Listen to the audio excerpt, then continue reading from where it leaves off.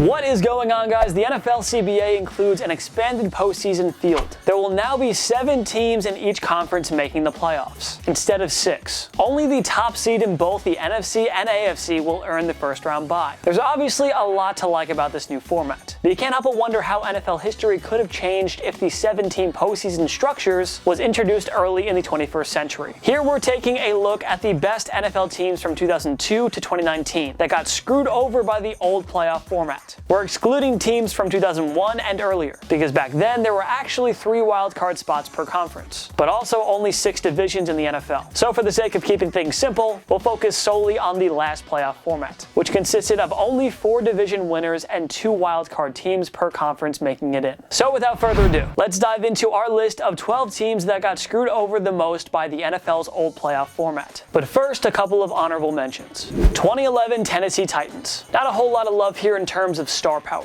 but they really grinded out some gutsy wins. Led by former Seattle Seahawks star Matt Hasselbeck, Pro Bowl running back Chris Johnson, and the league's 8th best scoring defense, Tennessee salvaged a 9-7 record. This included wins over playoff teams in the Baltimore Ravens, Denver Broncos, and Houston Texans. But the Titans lost the tiebreaker to the Cincinnati Bengals, who claimed the number 6 seed in the AFC instead. If the Titans had qualified, they could have easily beaten a Houston team that was down to its 3rd-string quarterback in the wildcard round. Too bad they didn't have the luxury of the wildcard spot. 2014 Philadelphia Eagles. Coming off an NFC East division winning season, the Eagles picked up right where they left off. Nick Foles guided them to a 6-2 start, but he suffered a clavicle injury against the Texans in Week 9 and was done for the year. The Eagles then turned to backup Mark Sanchez, who only won 4 of his 8 starts while tossing 14 touchdowns against 11 interceptions. The Eagles still finished with a superb 10-6 record, but the Detroit Lions and Arizona Cardinals claimed the 2 wildcard spots ahead of them with 11-5 records. Meanwhile, the Carolina Panthers won the NFC South with a putrid 7-8-1 record. These Eagles totally got screwed, although they would have been one and done with Sanchez as their quarterback anyway. Now to the real list. Number 12. 2003 Minnesota Vikings. At the end of the day, the 03 Vikings did it to themselves. Don't blame the playoff format. Dante Culpepper and Randy Moss continued their dominance as a virtually unstoppable quarterback-receiver duo. Workhorse running back Mo Williams enjoyed 1,389 yards from scrimmage. The Vikings just needed a road win against the 3-12 Arizona Cardinals in Week 17 to secure the NFC North. The Green Bay Packers had already defeated the Denver Broncos to clinch a 10-6 record. For many, it was win or go home. Minnesota just had to stop a Hail Mary attempt from Josh McCown on the final play of the game to secure the crown. But because this is the Vikings, they allowed Nate Poole to pull off the miracle catch. For the end zone.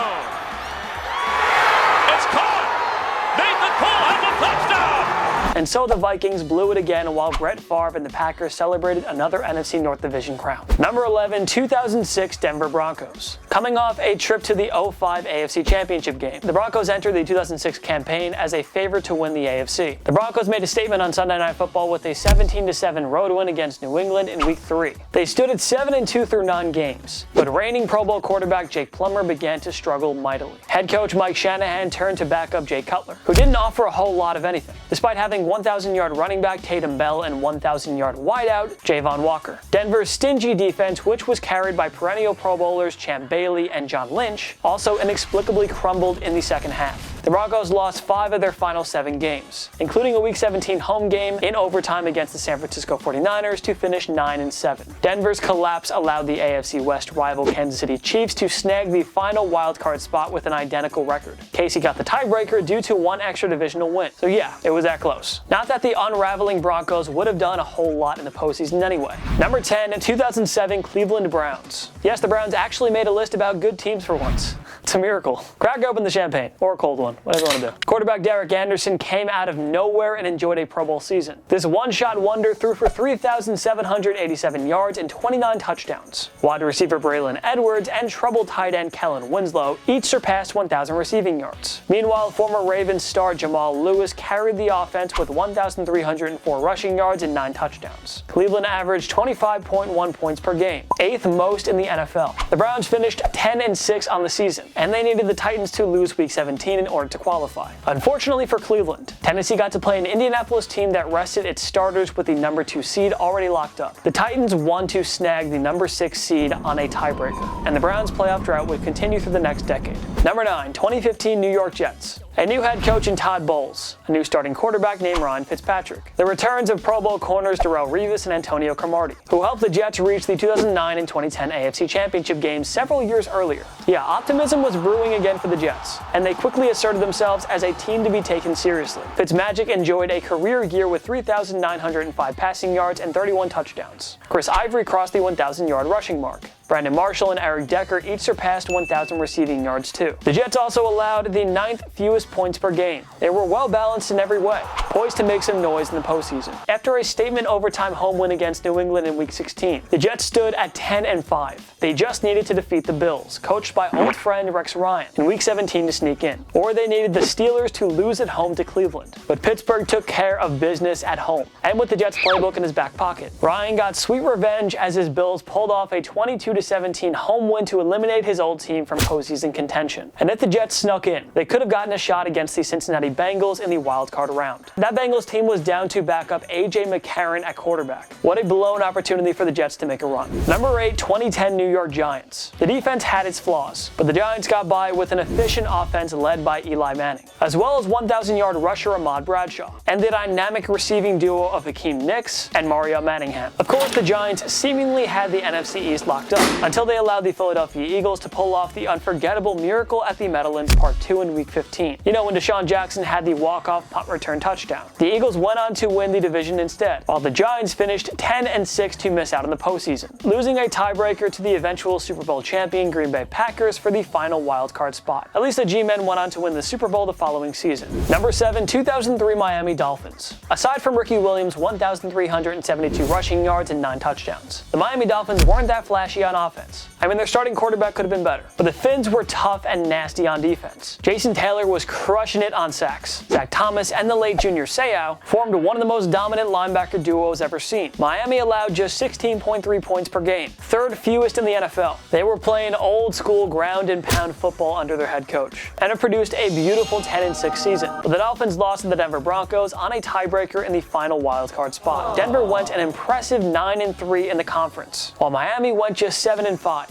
Those 2 extra wins inside the AFC put Denver in the playoffs, while this lovable and gutsy Miami team was forced to watch from home. Number 6, 2013 Arizona Cardinals. Bruce Arians became head coach of the Redbirds after helping Andrew Luck enjoy a rookie year for the ages in 2012, and the so-called quarterback whisperer went to work in leaving his mark in Arizona. Arians revived the career of aging Carson Palmer, who threw for 4,274 yards and 24 touchdowns. Michael Floyd and Larry Fitzgerald formed a dynamic 1-2 receiving duo, and the Cardinals boasted the 7th best scoring defense. The Cardinals showed they were legitimate by crushing the powerhouse Colts in Week 12, before handing Russell Wilson his first ever home loss in Week 16. With such a well-balanced team, Arizona was clearly a playoff caliber squad that nobody wanted to face. But the Cardinals were unfortunately eliminated from playoff contention after the New Orleans Saints crushed the Tampa Bay Buccaneers in Week 17. Arizona lost that week's game to San Francisco on a last-second field goal anyway, and their 10-6 record turned out to be all for nothing. They would make the postseason in each of the following 2 years, including a trip to the 2015 NFC Championship game. Number 5, 2018 Pittsburgh Steelers. Losing Le'Veon Bell due to a holdout didn't affect the Steelers that much, at least on the field. James Conner performed nicely in his place. Juju Smith-Schuster and Antonio Brown formed perhaps the league's top receiving duo in 2018. Ben Roethlisberger led the league with 5,129 passing yards, and the Steelers' defense was no slouch. They allowed the 6th fewest yards, only 327.2 per game. After a sluggish 1-2-1 start, the Steelers rebounded to win 6 in a row, and they stood a 7-2-1 after a gutsy road win against their kryptonite, the Jacksonville Jaguars. Then the Steelers uncharacteristically collapsed in the late game situations, dropping 3 games in a row to the Denver Broncos, San Diego Chargers, and Oakland Raiders. They simply got back on track with a win against the Patriots, who destroy them every year. Then the Steelers split their next 2 games to finish 9-6-1. Unfortunately for them, the Ravens caught fire with rookie Lamar Jackson, and they went on to capture the AFC North title with a 10-6 record.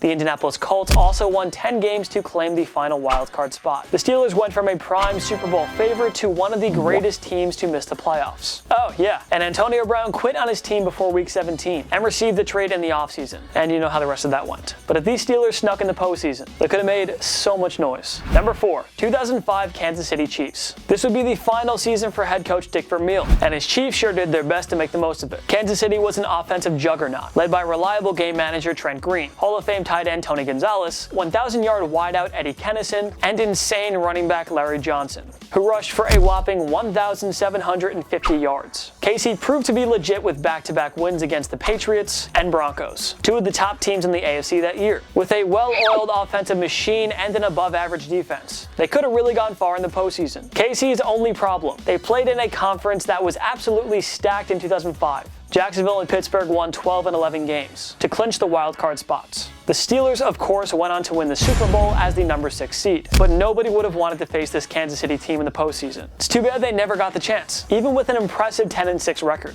Number 3, 2012 Chicago Bears. The Bears finally got the game changer they needed at wide receiver when they acquired Brandon Marshall from the Miami Dolphins in an offseason trade. Marshall, Cutler, and running back Matt Forte formed a dynamic offensive trio, but it was the Chicago defense that really carried them in 2012. Led by Brian Urlacher, Charles Peanut Tillman, Tim Jennings, and Lance Briggs. They had 41 sacks, good for 8th in the NFL. They led the NFL with 24 interceptions, and the Bears finished with the second most forced fumbles with 26. Chicago allowed just 17.3 points per game, 3rd fewest in the NFL. The Bears jumped out to a scorching 7-1 start, but they started to slip as the schedule got together. They dropped 5 of their next 6 games, with every defeat coming from a 2012 postseason team. The Bears rebounded to win their next 2 games, but it was too late. The Minnesota Vikings, led by 2012 MVP Adrian Peterson, beat Green Bay on a last-second field goal to clinch the final playoff spot with an identical 10-6 record. And with that, one of the most dominant and intimidating defenses in NFL history never got a shot at the postseason, let alone the Super Bowl. Number 2, 2019 Los Angeles Rams. Their 9-7 record wasn't really sexy on paper, but these Rams were coming off a trip to Super Bowl 53. They were a few plays away from possibly ending the New England Patriots dynasty on the big stage. There was good reason to believe they'd be in the running again, but the Rams just didn't get the bounces that they were accustomed to getting in the first 2 years under head coach Sean McVay. Jared Goff also regressed behind an awful offensive line. Franchise star running back Todd Gurley wasn't as explosive due to injuries, and the Rams chose to cut back on his workload. The defense also performed below expectations, even after acquiring elite corner Jalen Ramsey from the Jaguars early in the season. Despite the frustrating performances on both sides of the ball, the Rams salvaged a 9-7 season. It was not enough, however,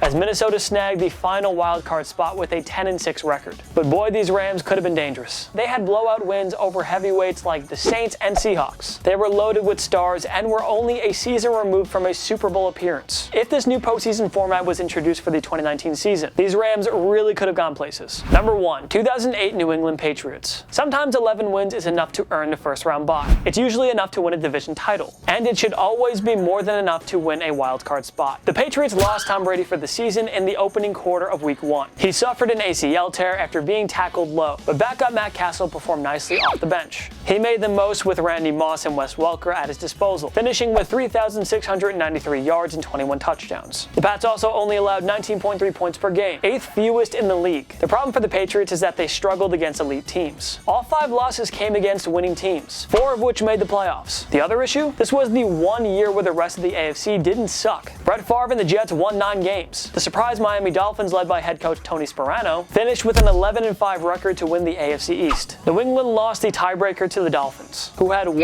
extra win inside the conference. The Indianapolis Colts took the top wildcard spot with 12 wins, and the Ravens finished with 11 wins to snag the number 6 seed. They also won a tiebreaker over New England thanks to a better conference record. So the Pats' 11 wins, thanks to a dream season from Castle, went to waste. Oddly enough, New England actually regressed with a 10-6 record under Brady in 2009, but it was still enough to win the AFC East. Go figure. But don't feel too bad for the Patriots. They only won 6 Super Bowls with Brady anyway. Which other NFL teams got screwed by the old playoff format? Join me in the comment section below. Make sure to follow myself and TPS on social media. We post great content all the time. Instagram, Twitter, TikTok, everything. Go find us. If you like this video, give it a like. It takes 1 click down below. And if you want to subscribe to TPS, subscribe, because we post videos every day. New videos every day. Subscribe. Of course, thank you so much for watching. I'm Jason Biondo. My knee!